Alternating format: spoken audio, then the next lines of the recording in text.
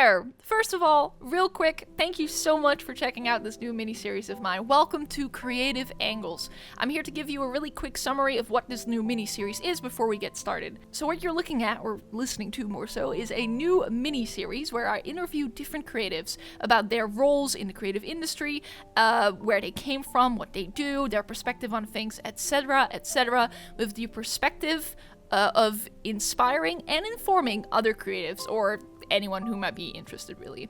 So yeah, that's what you're looking at. Just real quick, let's get started. Hey everyone, thank you so much for tuning in. Welcome to the very first episode of Creative Angles. I'm Anina, also known as Nini on the internet, and I'm here today with Priscilla. Priscilla, would you like to introduce yourself real quick?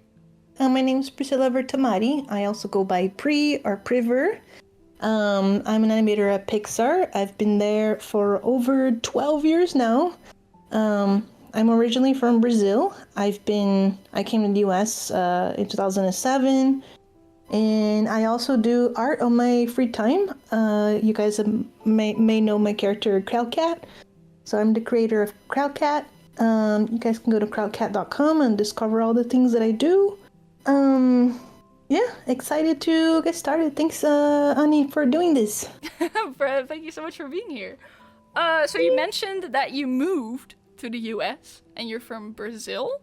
Like when did that happen? Like how old were you when you moved?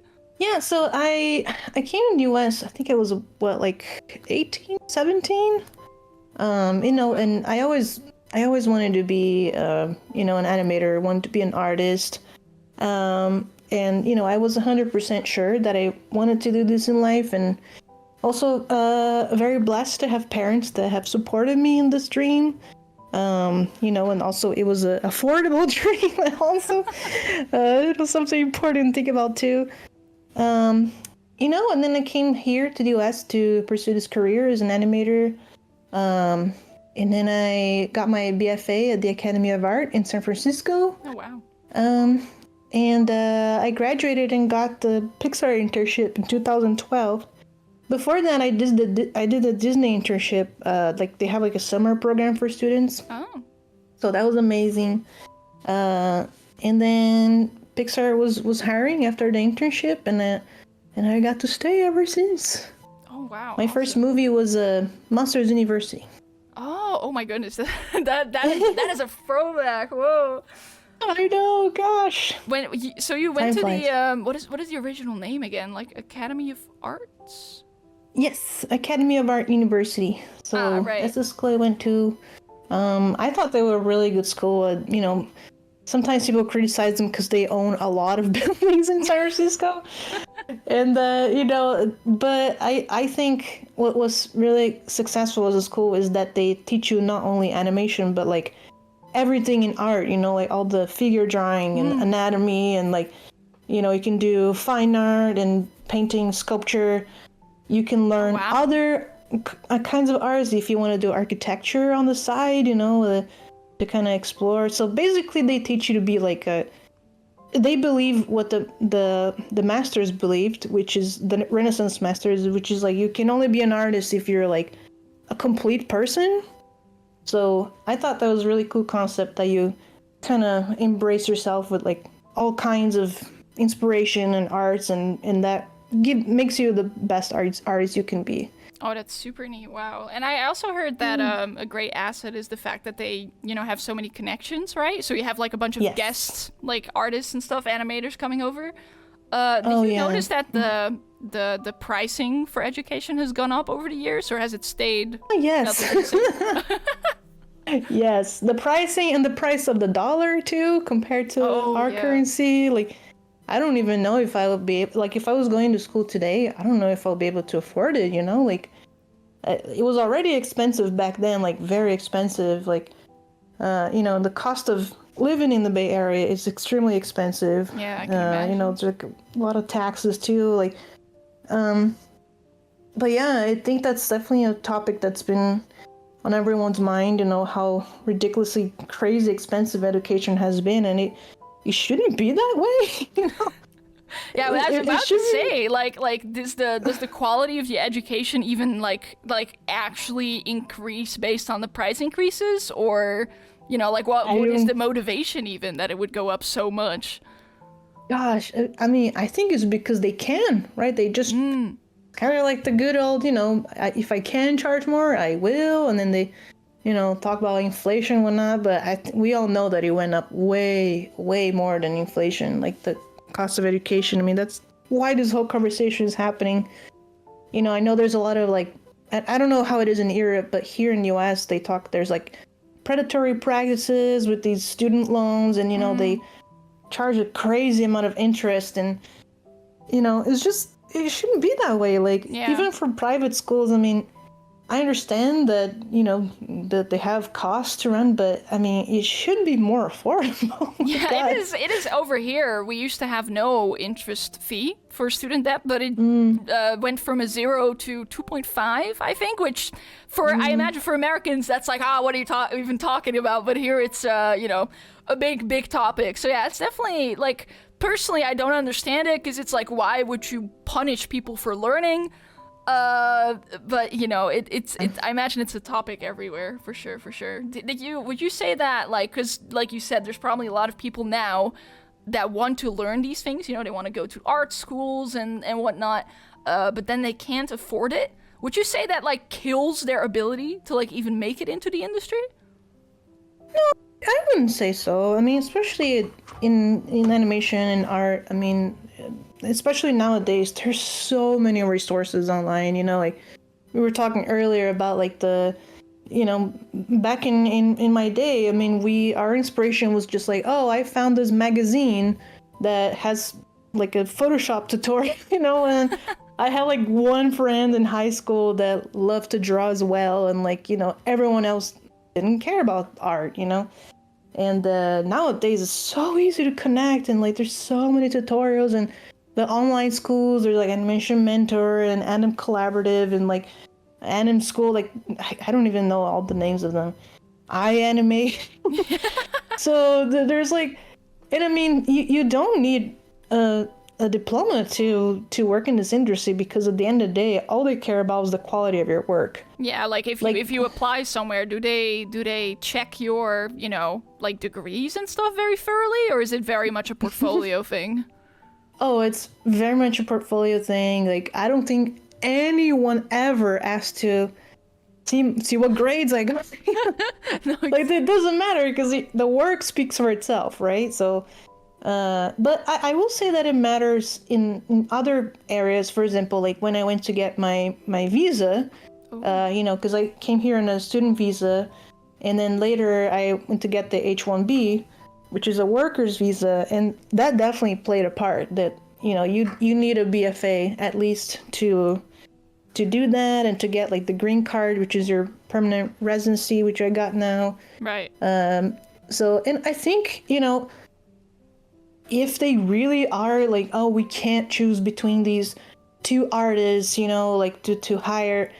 There has been cases where they looked at the resume, and I think, for example, like if you're just starting and your work is amazing, it's gonna play differently if you're someone that's already, like, if you're done another profession and now you want to do animation. Like, it kind of like, oh, it took that person a long time to get where they are, as opposed to someone that got there in last time. It's kind of hard to explain, but I think there will be cases, like, rarely, where they look at your diploma and be like, oh, or for example, like if you're a mechanical engineer, why are you applying for animation? Like kind of stuff like that it's kind of like throws people off a little bit. But that said, we do have amazing animators that came from other professions, and they're some of the most talented people. Like, we have a friend, gosh, it's so funny. We have someone that used to be a stockbroker, someone that used to be a flight attendant, insurance dealer, and they God. wanted to do, and then they're like, I want to do animation now, and and they turn out to be amazing people, so amazing artists. So I guess maybe I they guess just that's also just an inspirational thing in the sense of, like I think especially young people, they feel like what they choose now in terms of their education and job and whatnot is like gonna be their thing for the rest of their life, right? Like once they choose this Yeah. field, they're never gonna be able to make it into any other like profession ever. But then you hear these stories like where people go from one thing to a completely different thing, and I think that's also a very, noteworthy thing to remember in terms of where you might end up one day. Yeah, no, for sure. Like everyone has their own journey too. I mean, it's like you might be interested in doing something else, and maybe being an artist is something you always wanted to do on the side, but you couldn't at the time. Like I know a lot of teenagers are kind of sometimes even forced to follow a specific career because of their parents or whatnot. Like so, and for me, I think I felt really confident in my decision because like I know from a really young age, and my parents knew that I wanted to do like animation and like Disney and all that. Like I love to create characters. But I can see like if you're kind of like, oh, I don't really know if I want to be an artist, and then you go to art school, it's a lot of money that you might be throwing away, and then a lot of people actually at the academy ended up dropping out in their first year because they realized that art is actually not that easy. Yeah, exactly. They're just like, wow, like this is difficult to do like sculpture and perspective, and it's really crazy. Were your parents like super supportive from the get-go, or were they a little Yes. doubtful as well at some point? No, they were super supportive. I always say that to people, and my mom, she's kind of an artist herself. I mean, she's a music teacher, and but my dad too. Always, he kind of inspired me the more like feel your dreams and follow your dreams. And of course, the difficult part for them was that I had to go away from them. So that's definitely, my mom was pretty hurt about that. But it's kind of, yeah, I think that happens. That you raise your children for have their own lives, of course. Sometimes you hear like, young artists, or, not even young artists, but artists where family members or parents are, concerned that art is too unstable, or like you can't make money with that, and yada, yada, yada, yada, yada. I think especially for them, hearing from anyone in this kind of industry is very worthwhile. So like, is there anything specific you would recommend to these people, or? I feel like I agree. I mean, it is a kind of a difficult industry, like in animation. I mean, especially now, we're talking about like the whole AI conversation. A lot of people feeling discouraged about that. Like a lot of uncertainty in the air, and then there's like layoffs happening everywhere, like the animation and gaming, and so I can definitely see why parents feel concerned.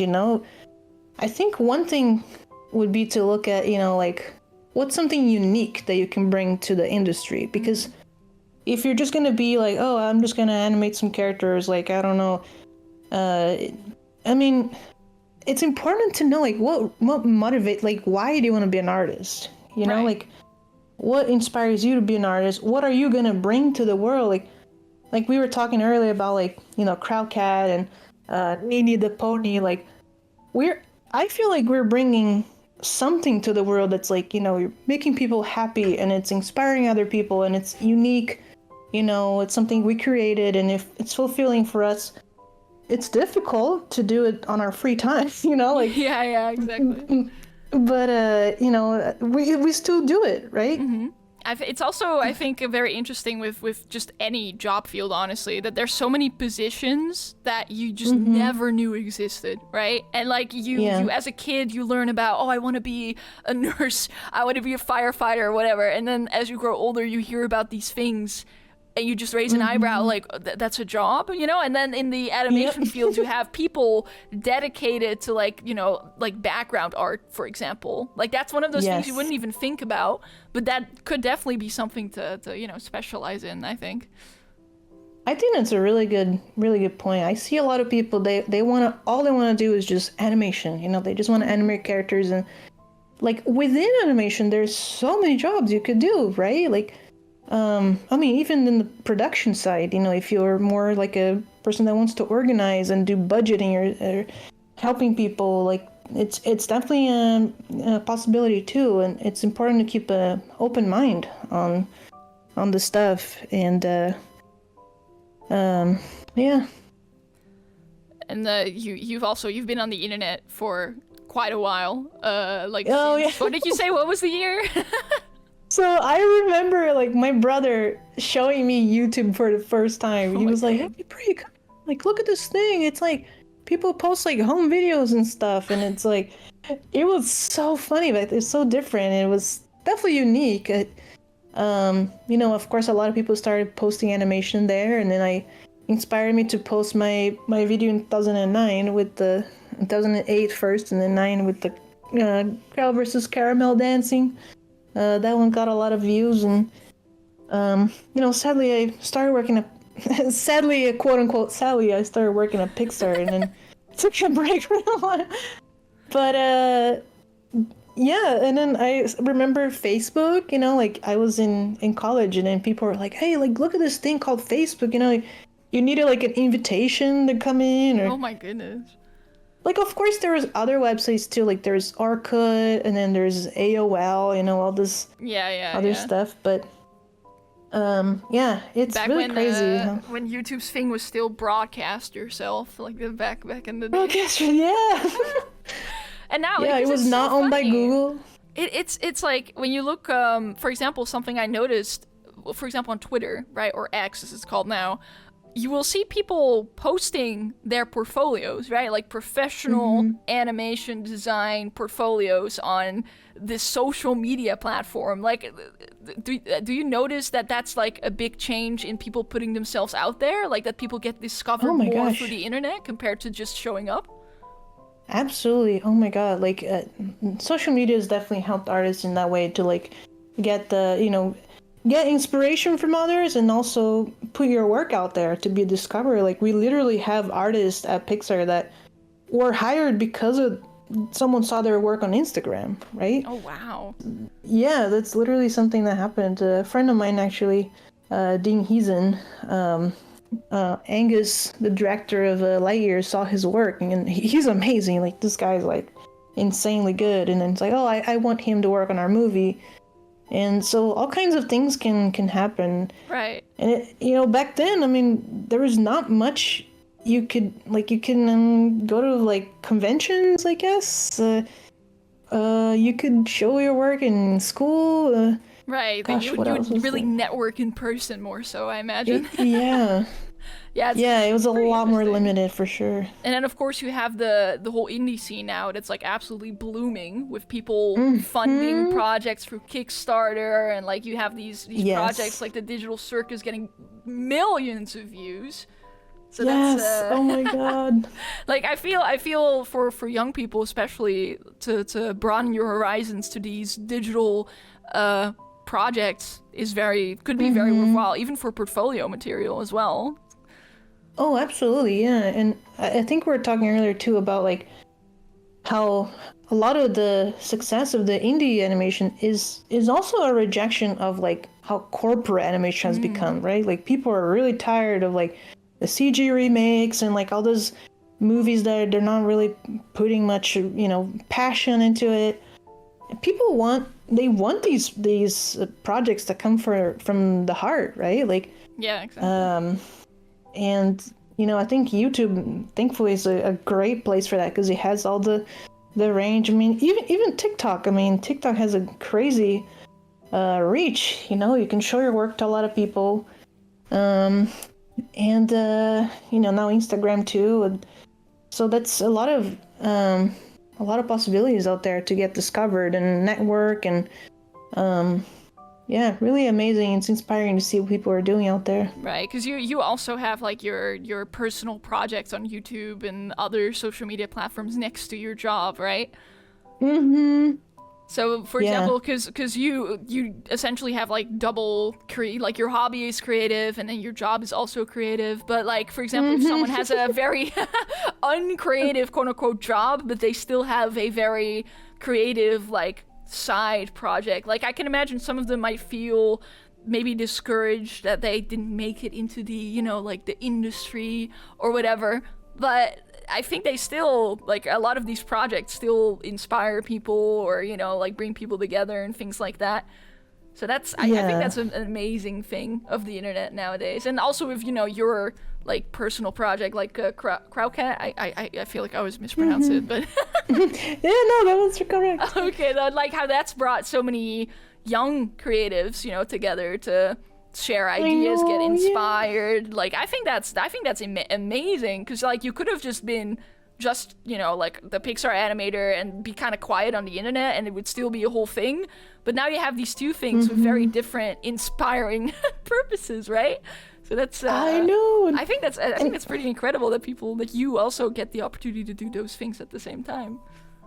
Absolutely, and same with your work too. Like, you know, with Nini the Pony, like I love how it's like we're bringing something unique to the world, and you know, we're inspiring a lot of people, and it's also like a feeling of like, wow, like I created this, you know, like I created this from my heart with my own hands, as opposed to like if you work in a big studio, it's like your name is just lost in the credits, like, you know, you're just like especially after the layoffs, it kind of showed that like at the end of the day, you're just a number to them. Yeah. You know, it's kind of sad that, you know, and Pixar is still like an amazing place to work. The people there are really amazing and they really care and try to help everyone.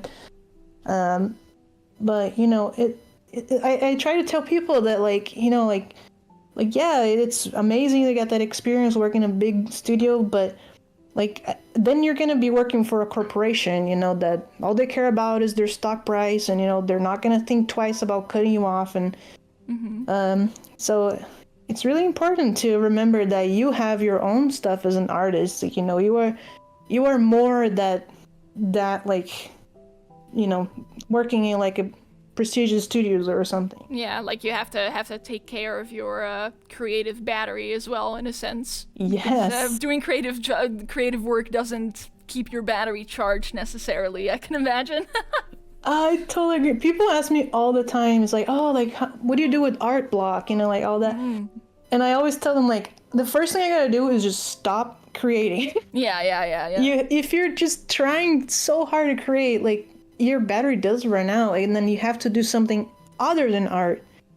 And especially because, I mean, this job that we're doing, it's like you're just sitting in a desk all the time. You're staring at a screen. It's not the way we're meant to operate, you know? No, exactly.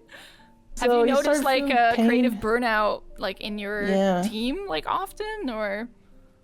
Yeah, I mean, there's definitely the burnout, like, during crunch time, like they do try to remind people, like, hey, like, take breaks, and, you know, they have, like, massages and whatnot, like, which is really great. I mean, I'm not gonna say it is a great place, but, you know, Pixar is still, like, the exception to the rule in the animation world, I say. Like, I think most studios, especially TV animation, like it's basically you're paid by footage. Yeah, you get and it gets outsourced, I'm pretty sure, like the actual animation often. So that's it's like one thing that I hear a lot of people kind of take too lightly, I would say, is, for example, with carpal tunnel, like how many like even like sometimes I'll see super young people be like, oh, my wrist hurts, but I'm gonna draw anyway, and it's like, hello. No, don't do that. Yeah, like how important the self-care is. Like I feel like, you know, because you only see end results if you look, you know, on the internet and you know, movies and stuff like that. You don't really see the stuff that happens beforehand, the tossed concepts, the stuff like that, you know? And same with like the physical health aspect. I feel like that's, you know, I slouch. I think that's also a good example, you know, like the posture. Like, do you guys like remember to sit upright and stuff? Is that like a very emphasized thing? Oh yeah, no, and if you guys can invest in like a stand-up desk, I mean, it's better than, you know, and you're still kind of like not moving much, but there's things you can do to kind of like move around a little bit more when you're working, but I understand because I get like also tense when I'm creating, like I get really into it. So it's bad. And then I really think it's, I guess when you're younger, there's a time where you're gonna work hard. And, I remember my last year in university, I was just like, do 8 and I like didn't sleep, to get stuff done. And like, maybe you're going through that phase too, but, there comes a point in your life that is just like, you really stop and think like, is it really that, like, what are you sacrificing? It's not worth sacrificing your health, because then you really can't create if you get sick. When it comes to hard parts about the creative process and like the things behind it and whatnot, I think another really good example of things that we don't talk about enough is when you work for anyone, like if anyone is like making decisions for you on a project and whatever, it happens a lot where people need to throw things in the trash. Like when I was younger, we would say kill your babies. Now it's kill your darlings, I'm pretty sure. But like, like I can imagine people starting out might be discouraged because people are like, oh, this isn't good enough, or oh, you need to do this better and that better, or like critique as well, things like that. What is your advice for people struggling with, starting over or getting critiqued and things like that? Yeah, I mean, I think that's a really good question, and it's tough. I feel like, especially if you want to work in a big studio, like you really have to grow that thick skin. Like you have to detach yourself from the work you create and be like, okay, I'm showing something, like you get prepared, you're gonna get notes, you're gonna have to redo it. It's just part of the process, it's not personal. Yeah, exactly. Like it's really important to remember, like they're trying to make a movie, it needs to be a certain way. It's not a reflection of who you are or your capabilities or anything. Yeah, exactly. And it's important, like, I mean, I think it was Chuck Jones that said, like, out of 50 drawings, one is going to be good. So you have to be okay with just, like, failing sometimes. Like, you're just like, okay, that drawing wasn't good. I'm just going to, okay, what's not good about it? Like, let me fix it, right? Like, yeah. So... and sometimes you can't fix it and you just have to start over. Yeah, I mean, I always tell people to, like, take a break and, like, come back to it later, because you're gonna have that fresh eye perspective. Like, when you're looking at something for too long, you kind of lose, like, the outsider. Like, you kind of get into it and your brain already knows, kind of imagines what it should look like. So it's important to, like, just put it to rest for a little bit, come back. You can also show, like, to a friend. I mean, that's honestly how we operate at Pixar. Like, you show your work to others, and then they give you a fresh perspective, right, on stuff. And then it's, it is like a very, I imagine, an honest perspective, right? So not like two friends in school, like, oh my god, that's so beautiful, Like, yeah, no, totally, yeah. Like, the honesty is very important. I totally agree, and it's important too. Like, that's something you learn when you are giving a critique. Like, of course you want to be kind, like you're trying to help the person. Like, you're not trying to. I think the honesty is super important, and because otherwise you're not helping them. If you're just super positive all the time, you might not be truthful, right? Yeah, exactly. So it's important to tell the truth. And it's the perspective of that you're always able to grow, I think, is also pretty significant. Because there was a time when, for example, on YouTube, there was a whole trend of people mocking like deviant artists and, usually very, very young creatives and things like that. And some of them probably got extremely discouraged from those, meme, quote unquote, videos. So I feel like for those people, just remembering that you can learn and like that critique, that there's a limit to how much critique you should take as well. Because I feel like some people, like a very common story is the professor, for example, in the high school that didn't like manga or something like that. You know what I mean? Like, like that I think I had a teacher like that. They're like, oh, that's not real art, or like stuff like that. Oh, to like be able to have some, like, to mix the confidence with the ability to listen to actual feedback, right? Because of course there is a line when some people say, oh, I don't like your art style. Like, that's a different topic entirely. Yeah, and of course, I mean, I think that's super important that you I want to be critiqued when I want to be critiqued. You know, like when I'm asking for criticism, like if you're just critiquing without permission, or like that's just kind of like, okay, I didn't ask for your opinion. Yeah. You know, like I'm just drawing this one thing here. Like I'm not trying to, because then it gets super annoying. Like, and then that person that's trying to critique just comes off as like super like we had a kid like that in school that he would just go around criticize everyone how it was bad, and then but his work was the worst. Like Oh he my was actually gosh. he was like not able to draw anything. This was like a figure drawing class, so people are like, why are you doing that? Like you can't draw yourself, so is that why you're criticizing others, because you can't draw? Yeah. Manifestation of insecurity or something, perhaps. Yeah, Yeah.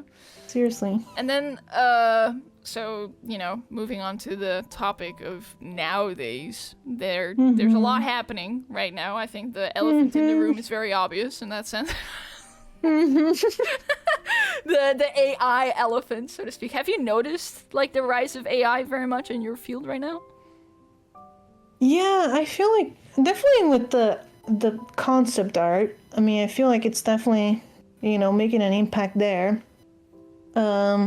I think in animation we're not seeing that yet, like, and I think we won't see it for many years, just because, like, I guess, yeah, there's like the technologies where, like OpenAI and the Dolly, they're trying to create the motion, right? Like the live action, and I'm sure at some point they'll get to the animation, but it's still like, how do you train the AI to understand the physics behind it? You know what I'm saying? Like, because you would need to somehow put that data in there.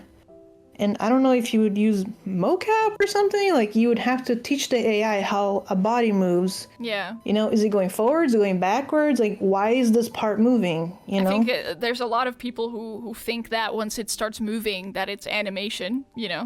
Once it starts walking, then, oh, wow, that's animation right there. But That's then, animation, you yeah. have, like, the tweening and exaggerating and smudging, stuff like that. So it's, I do think that we might see, small indie like type AI projects maybe, and then the person, because there's already a lot of bad movies, like just CG made by like for example, not to like, I grew up with a bunch of really bad Christian movies that had like this like really weird CG. Like I imagine those kinds of things might start using it because they don't really, maybe it's budget. Don't care about the quality. Yeah, they don't care about the quality very much. But like a lot of young people right now, they see, they see generative AI, they see like image generation, and like Meta's whole situation where they were suddenly changing their policy to include content from users in their training. Oh my god. I that's so imagine a lot of messed up. people are super discouraged right now. So like, because you have a much more first-hand perspective on like what's actually being discussed and like affecting the industry itself. Like, would you say their worries are warranted, or is it blown out of proportion, or? I think it's definitely overhyped a little bit, because there is like so many investors that want to invest in AI, and then they want to make it the next thing and whatever. Like, it's kind of like the FOMO, like gold rush, kind of like when NFTs happened. Like, everyone thought like crypto, it's gonna be the next thing, So all these investors like flock in and they throw money at it. So it's a big reason why there's so many companies pushing that. They want to be the first, to kind of be the best or whatever. Sense of FOMO. Yeah. But I think there's a couple of things that, I think it is really valid, your point of like, how the artists will be changing and evolving the same way that we've been creating ever since we're cave people, right? It's just that's not going away, our will to create. I think there's still a lot of rejection of AI happening, like not just because of these unethical practices, but just because it just doesn't look good, Yeah. Like you see that on the ad, and then like, I mean, there's a reason why a lot of companies are trying to hide the fact they use AI, because they know it's frowned upon. Because it just screams like, oh, okay, you're just trying to go cheap on this thing, and like, you didn't give that job to a human being. Yeah. And I think as an artist, we have to remember that, like, because we have like the creative, like, we have an idea in our head that the AI will never be able to give us. Like, we're never going to be satisfied with what the AI puts out, because we have a clear idea what it should look like. And, in art, like, one of the things I find most beautiful about art is the choices that people make, right? Right. It's all about choices. If you think about it, like, you look at a painting and, every brush stroke was like that person chose to do that brush stroke there. That's still so beautiful to me. Right. And same with the animation too. You're making choices on your acting and like your poses and stuff. The AI can't do that. It's just gonna give you like, oh, okay, that's what you want, right? Like that you put these commands here, so this is the data I have on those topics. So here's something. Yeah, like as in art is fundamentally self-expression, so like AI can't do. AI is essentially just predicting and putting together. I think a really good for the parents or grandparents, a really good analogy is the cake analogy. So we have like a bunch of people make cakes and they're all very different and nice, and then the AI kind of puts all of them together and makes like this abomination of a cake with flavors that don't mix together and stuff like that. So it's it's a cake. It looks like a cake, but if you bite into it, it's off. I think that's a way to explain it. It's just soulless at its core. But like you say, the shareholders and stuff who very much maximize profit and want to spend as little as possible for whatever reason, they might not see that that difference. And I think we might actually maybe even see bigger media like games and movies and whatnot start using AI more. Like what do you think is like going to happen after that starts to come into motion more? What comes into motion? Like AI being actually implemented, and because of the budget, because of profit reasons, things like that. Honestly, what I would like to see happen is, like, I want to see more like, okay, how can we use the AI as a tool? That's what everyone's promising. As of now, like, I am not seeing that happening. Like, it's all about just like, oh, we're gonna replace the artist, we're gonna replace this, replace that. Like, but if you're talking about like, okay, like, there's a lot of stuff that I do, like, I don't know, in Photoshop that like, you can just automate. Like, oh, okay, like, I want to change the color of this, the saturation, like, and you can do that right now with the actions, right? You can kind of program the software to do that. So they're calling it AI, but it's literally just automation of stuff. People, the word AI is definitely such a broad term. I think a lot of people might misunderstand, because like you say, like Adobe, I think is, in my opinion, one of the better examples right now of AI, because they have Adobe Sensei, I think is the name, like the AI software, and it made the new remove background button possible, for example. So instead of the masking that you would need to do in the past, you just click remove background and boop, the whole background goes away. Things like that. I think that's a great example. Like, I saw one in like an ad, Premiere Pro, where like, oh, I need to extend this shot by like 1 frame, but I don't have the footage. Like, the actor is like not there, and then it can kind of extend that footage. Again, we don't know how good that actually will look, because how good it looks depends on the data that you put in it. But yeah, as of now, the whole conversation is still in like, this is unethical. They're taking stuff without permission. Yeah. Because AI is like a Xerox machine, right? It's a blender with a Xerox machine. So, it's copying stuff, and like, I would like to see more of the conversation. Like, okay, can we have the AI do these mundane tasks that the things that the like the hotkeys that you need to press in a row to like just kind of do them all together, things like that, keyframe smoothing, all these kind of things. So I do think it's gonna, like, at least for Adobe, that does seem to be their big focus right now. There was like a debate happening currently about their new content analysis guidelines, who I believe, I could be wrong, But from what I've seen, there appears to be some misunderstanding happening, as in that it's not what people think it is. Like, it's not for generative AI, supposedly. But I'm not, I'm not great with guidelines. I could be wrong on that front. But their rule for, they were only using stock photos from their own stock, I think, which is pretty good because like ChatGPT and stuff, they use whatever, I'm pretty sure, which I wouldn't be surprised if that is monitored in the near future, as in like, that the EU or something steps in and goes, hey, this isn't ethical and they need to roll things back. I wouldn't be surprised. Like, everyone thinks it's just going to get better and better, but I doubt it, to be honest. I think there's going to be a halt put to it with just law at some point. But when, because totally like agree. it takes a while usually. So when it happens, I have no idea, especially considering who's in power. I know, but I agree. Yeah. Like, it's important to think about that. Like, a lot of people are. I mean, right now we're in the conversation of like the art and AI, but like, why are we not talking about how AI can create like footage of like your children? Like it can be extremely dangerous. Like, so they definitely have to regulate that. The like deep fakes and illegal content that people can make with it now. It's definitely like I one of my biggest fears is definitely like, in, for example, like high schools or something, people would be so petty back in the day, and I would not be surprised if people start, taking inappropriate videos and putting faces on them and things like that. So I think those kind of situations are undoubtedly going to eventually force some higher power somewhere to be like, hey, this is actually not okay. Like, we need to do something about that. So especially now with Sora coming out, like that's the new video generator.